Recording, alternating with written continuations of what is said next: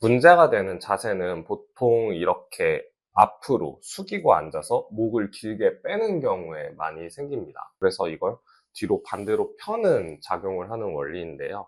이렇게 앉아서 고개를 살짝 위로 들어주시고, 모든 자율신경 실조증 환자분들이 공통적으로 가지고 있는 증상이 딱 한 가지 있습니다. 바로 목 어깨가 딱딱하게 굳어 있는 것인데요. 영상을 보시는 분들 중 자율신경 실조증 진단을 받으셨거나 아니면 유튜브나 인터넷 검색을 통해 본인이 자율신경 실조증이 의심되는 분들은 지금 이렇게 본인 어깨나 아니면 목을 이렇게 좀 만져보시면 엄청나게 딱딱한 걸 확인하실 수 있습니다. 왜 그럴까요? 자율신경 실조증을 치료하는 방법은 굉장히 다양합니다. 대표적으로 성상신경절이라고 부르는 자율신경이 많이 있는 연목에 맞는 주사치료, 흥분된 신경을 이렇게 좀 안정시키고 가라앉히는 항정신약, 한약, 그리고 척추에 위치한 자율신경을 치료하는 스냅피 치료 등 굉장히 다양한데요.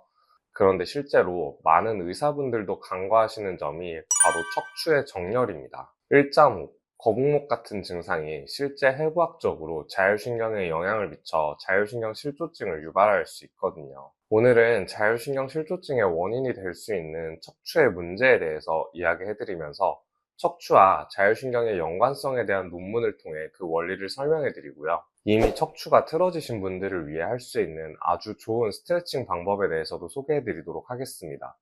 또 영상 마지막에는 왜 자율신경 실조증으로 대학병원까지 다 돌아도 딱히 해결 방법이 없는 건지, 자율신경 실조증을 접근하는 데 있어서 현대의학 시스템이 가지고 있는 문제점에 대해서도 제가 가지고 있는 개인적인 생각을 말씀드리려고 합니다. 자율신경이란 무의식적으로 일어나는 호흡, 심장의 박동, 체온의 조절, 혈류 순환 등의 기능을 담당하는 신경계를 의미합니다.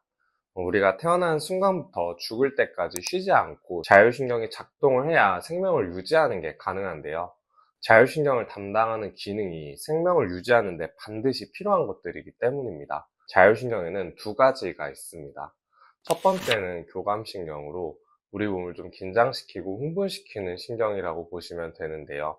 중요한 시험을 앞두고 있을 때나 긴장을 할 일, 아니면 누군가와 다투거나 싸울 때, 스트레스를 많이 받을 때 활성화가 돼서 이 스트레스에 저항하도록 해주는 게 바로 교감신경이 하는 역할이고요. 두 번째로는 부교감신경이 있는데, 얘는 반대로 우리 몸을 휴식시키고 이완시키는 애들입니다.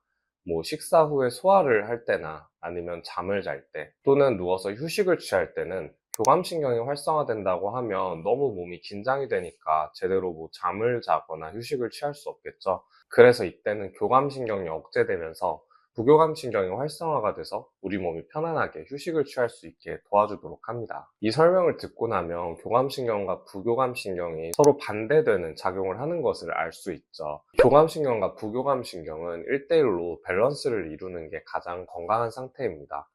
물론 건강한 사람도 하루에 교감신경이 올라갈 때도 있고 또 부교감신경이 올라갈 때도 있고 잠깐 올라갔다 내려갔다 하는 건 정상적인 반응인데요.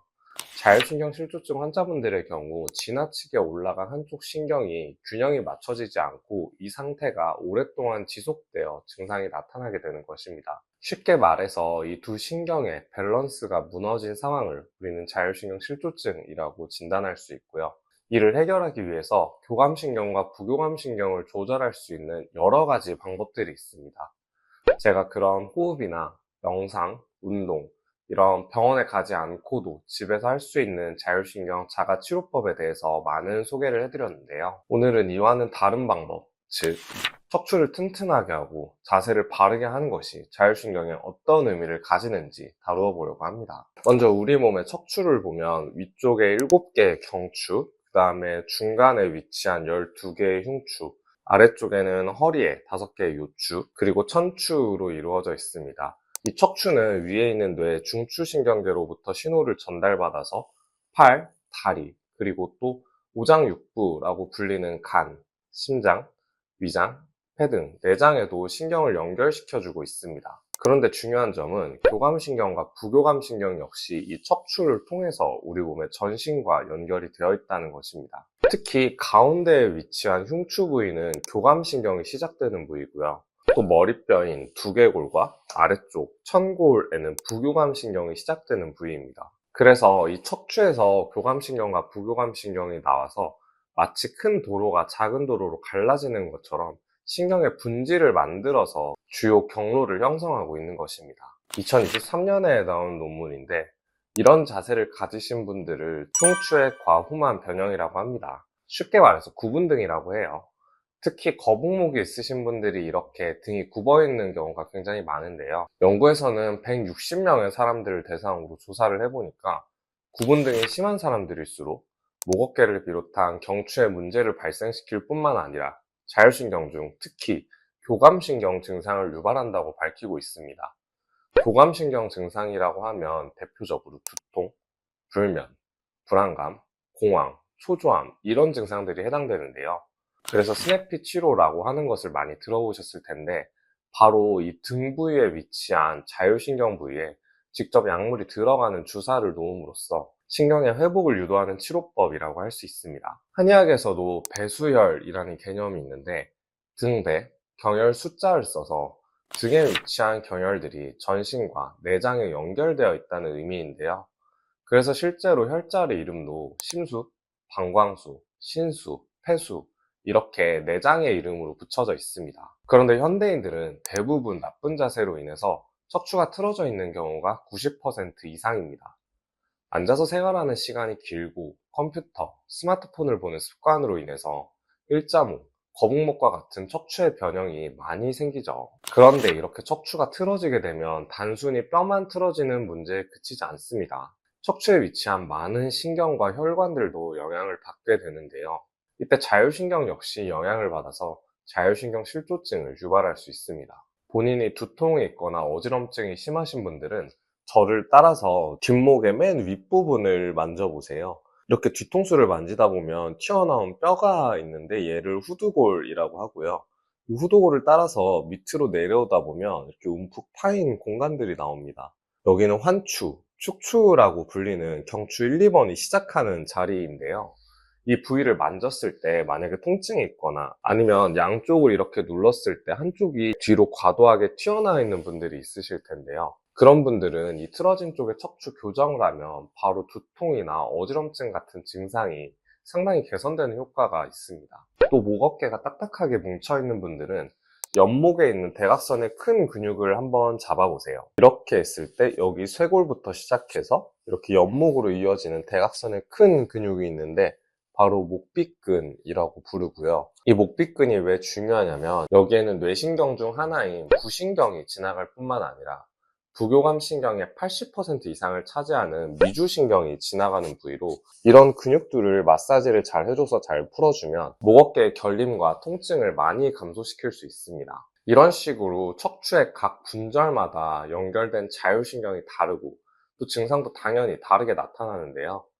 오늘은 주로 목 어깨의 결림과 통증이 심하신 분들, 또 두통이나 브레인 포그와 같은 뇌 증상이 있으신 분들에게 도움이 되는 스트레칭을 보여드리겠습니다. 옆에서 보여드리도록 할 건데 저도 앉아있는 시간이 길다 보니까 이거를 좀 많이 하는 편이거든요. 문제가 되는 자세는 보통 이렇게 앞으로 숙이고 앉아서 목을 길게 빼는 경우에 많이 생깁니다. 몸이 전반적으로 앞으로 쏠리는 자세를 많이 하거든요. 그래서 이걸 뒤로 반대로 펴는 작용을 하는 원리인데요. 이렇게 앉아서 고개를 살짝 위로 들어주시고 이 목이 뒤로 가는 자세를 경추 신전이라고 하는데 이 가는 범위는 사람마다 모두 다릅니다. 그래서 너무 억지로 이렇게 뒤로 밀려고 하지 마시고 자연스럽게 갈 수 있는 범위만큼만 가주시고요. 이 상태에서 손을 살짝 위로 들었다가 이런 식으로 천천히 W자를 만들어줍니다. 이때 자극이 어디에 와야 되냐면 목과 그 다음에 이 앞쪽 가슴이 열리는 느낌이 나면 제대로 하고 계시는 거거든요. 이 상태에서 5초간 유지합니다. 하나, 둘, 셋, 넷, 다섯, 다시 돌아오고 다시 한번 고개를 뒤로 들고 하나, 둘, 셋, 넷, 5. 이 동작을 하루에 5번 정도씩 해주시면 되고요. 이때 주의해야 되는 점이 뭐냐면 고개를 뒤로 들고 이렇게 W자를 만들었을 때 어깨에 힘을 줘서 이런 식으로 하면 승모근이 오히려 긴장이 되거든요. 그래서 중요한 부분이 위쪽 목 어깨에 힘을 최대한 뺀 상태로 팔과 목이 그냥 뒤로 자연스럽게 넘어가는 자세를 해주셔야 합니다. 제가 자율신경 실조증 환자분들을 검사할 때 반드시 체형 검사를 같이 하는데요. 간혹 환자분들의 척추를 눌러서 통증의 유무를 검사하는 압진 검사를 할 때 환자분들께서 거기는 원래 디스크가 있어서 아픈 곳이에요 라고 말씀하시는 경우가 있습니다. 그런데 디스크가 따로 있고 자율신경 실조증이 따로 있는 것이 아닙니다. 물론 엄밀하게 말하면 디스크에서 발생하는 신경성 통증은 말초신경에 해당되어 자율신경과는 다른 계열의 신경이 맞기는 합니다. 하지만 둘 다 척추가 틀어진 것이 원인이 된다는 점에서 자율신경 실조증과 디스크, 협착증이 충분히 동반되어 증상이 나타날 수 있고요. 또 제가 경험적으로 치료를 해보면 디스크나 협착증을 치료하는데 환자분의 두통이 사라지거나 소화가 잘 된다거나 하는 경우도 있고요. 또 반대로 자율신경을 치료했는데 디스크와 협착증과 같은 척추 질환이 좋아지는 경우도 있습니다. 제가 자율신경 실조증 치료를 하면서 느끼는 개인적인 생각을 조심스럽게 말씀드리려고 하는데요. 현대의학은 내과, 외과, 신경과, 정신과 등 이렇게 각 과목이 세분화돼서 각 분야에 집중한 결과 응급 상황이나 수술을 요하는 상황, 예를 들면 급성기 질환, 외상, 감염, 종양과 같은 질환 등의 빠르고 강력한 치료가 가능하게 되었습니다. 다만 그 과정에서 각 과가 자기 분야만 진료를 하면서 환자 상태를 총체적으로 파악하지 못하는 전체성을 상실했고, 자율신경 실조증과 같은 만성질환이나 피로, 만성 통증 등 인체의 여러 시스템이 섞여서 나타나는 질환에는 단편적인 치료밖에 시행하지 못하는 결과를 초래했다고 저는 생각합니다. 대학병원에 가면 과가 엄청나게 세분화되어 있죠. 그래서 환자분들도 대학병원에서 아무리 많은 검사를 해도 원인 파악이 안 되니까 이과, 저과 계속 돌다가 아무것도 나오지 않으면 그냥 정신병이라고 진단을 받고 정신과 약을 처방받으시고, 그러다 보니 이런 질환들을 오히려 저 같은 개인 병원을 하는 곳들이 의원이든 한의원이든 더 진료를 할 수밖에 없지 않나라는 생각이 들기도 합니다. 이런 생각은 제가 그냥 혼자 한 건 아니고요. 전 세계 최고 의대인 하버드 의과대학에서는 통합의학이라는 학문을 정식으로 다루고 있으며 이와 관련된 다양한 교육과 임상 프로그램을 진행하고 있습니다. 미국의 의사 헬렌 랭게비는 이 하버드 통합의학센터의 소장이셨다가 지금은 미국의 국립 보안통합의학센터의 센터장을 맡고 계시는 분인데요. 이분께서는 우리는 통증, 만성질환, 기능장애에 대해서 보다 심층적이고 통합적인 치료 방식을 적용해야 하며, 이는 환자의 신체적인 상태뿐만 아니라 정서적, 사회적 요인을 모두 고려하는 치료를 해야 한다고 말한 바 있습니다. 일시적인 급성기 질환이라면 복잡한 통합적인 치료 없이 단순한 대증 치료만으로도 충분히 효과가 있을 수 있지만, 자율신경 실조증과 같이 인체의 복잡한 시스템이 만들어내는 질환은 단순한 증상 치료보다는 환자의 여러 가지 사회적 환경, 정서적인 상태, 신체적 증상 등을 종합적으로 고려하는 치료가 필요하다고 저는 생각하고요.